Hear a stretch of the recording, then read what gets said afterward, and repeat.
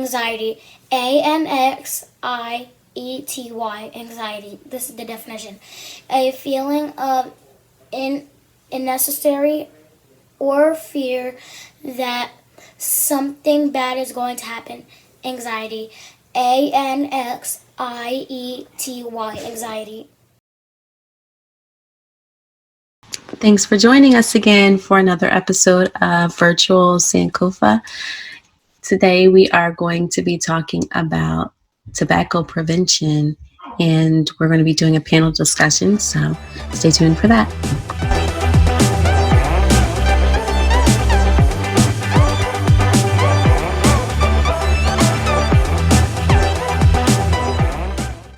So today we have a panel of guests that we're going to be speaking with, and they're going to be talking about the different pictures that I showed at the beginning of this video that were on the slide.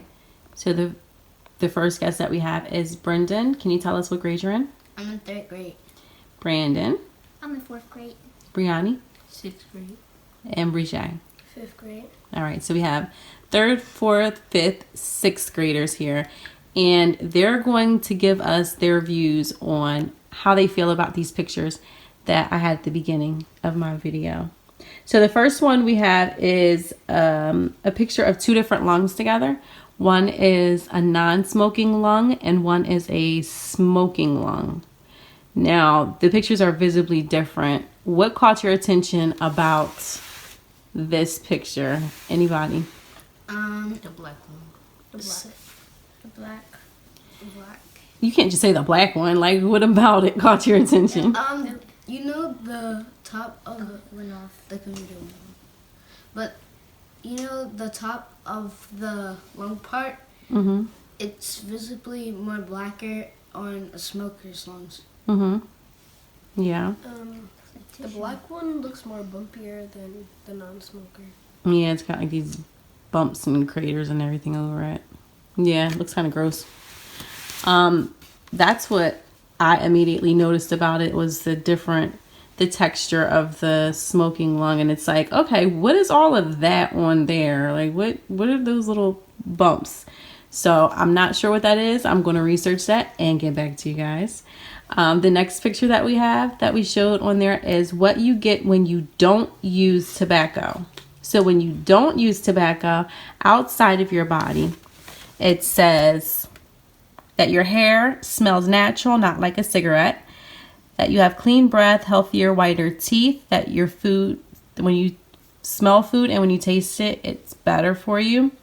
Your clothes and your hands smell better. You don't have stained fingers, and you don't have any burn holes. And that's just on the outside of your body. That's not internally. That's just externally. This is just stuff that you can't really see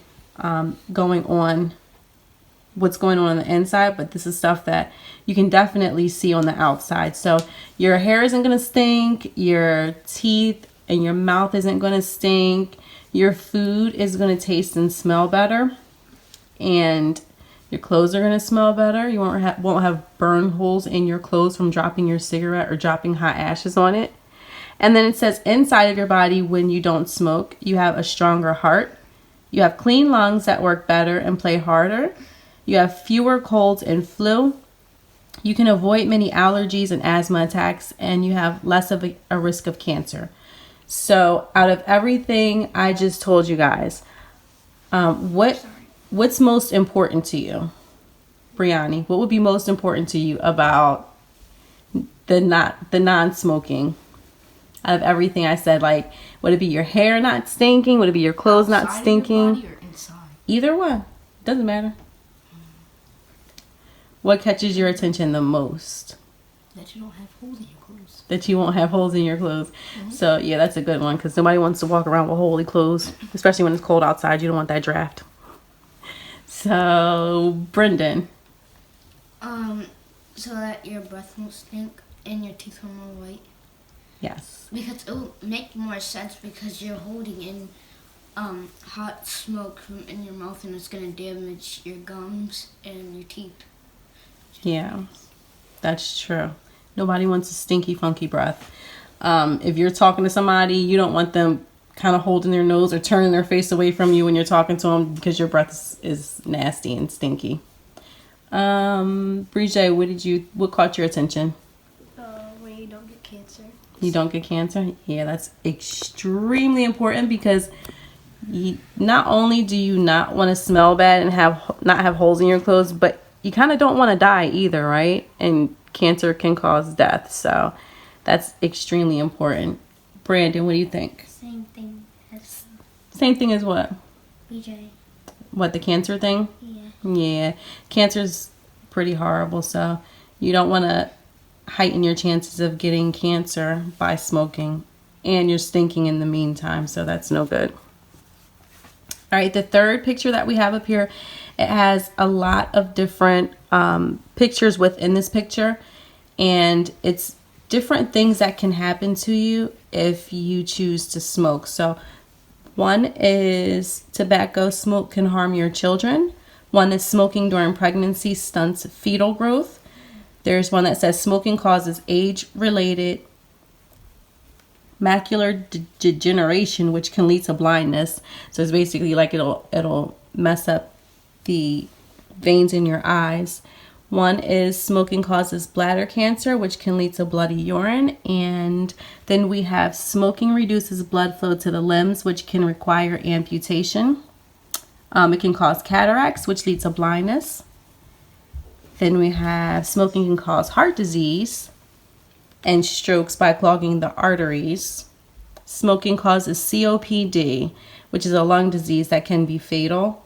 And then the last one is, that's the same one. It causes COPD, which can be fatal, which means fatal means it can kill you. So out of all of those, which one do you think is the best reason not to smoke?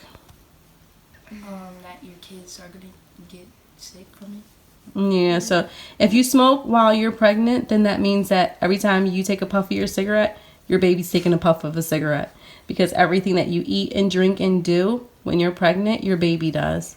So if you're smoking, that means your baby's lighting up in your belly too. That's no good. Yeah, I know, right? That's no good. So you don't want to smoke.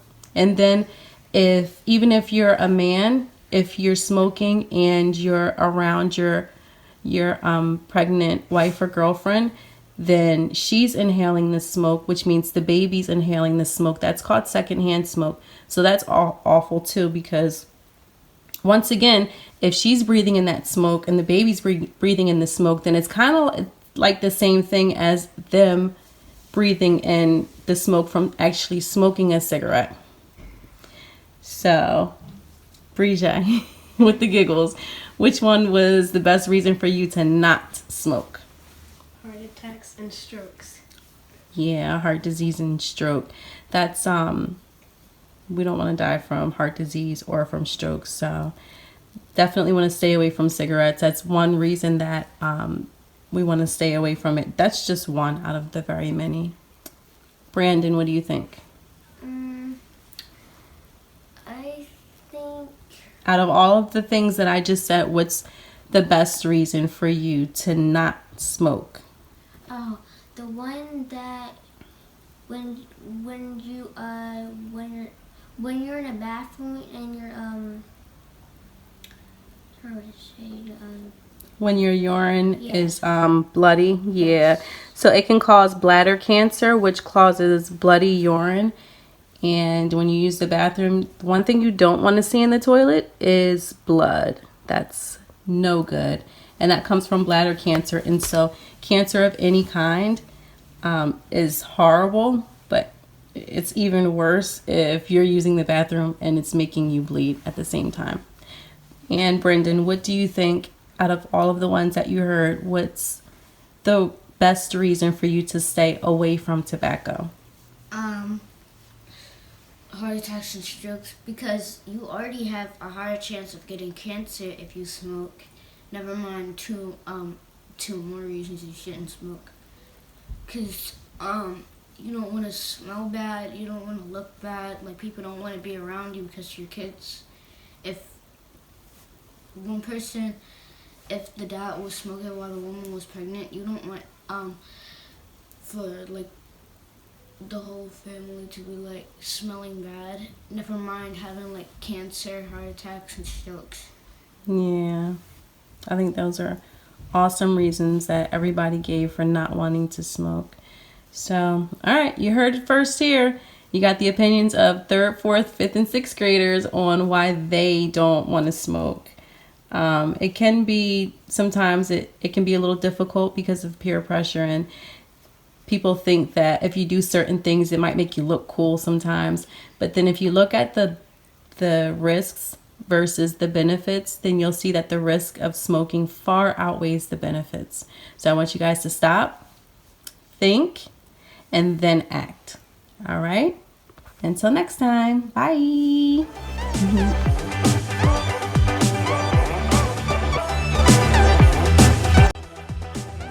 Everyone, thank you so much for joining us today. It is Mental Health Awareness Month, so here's another Mindful Minute from Headspace. Enjoy.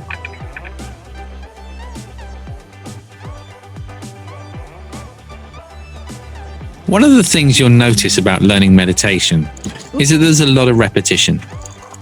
In many ways, it's the same as learning any new skill.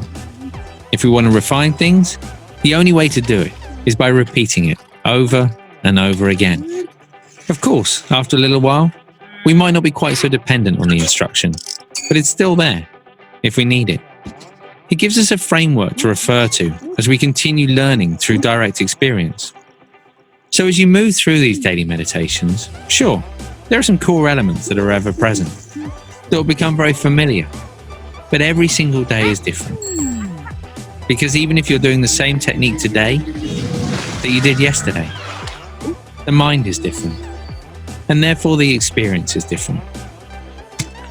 So as much as possible, approach each day lightly, as though it's the very first time you've witnessed the mind. If you can maintain this sense of playfulness and curiosity, then there'll always be something new to learn.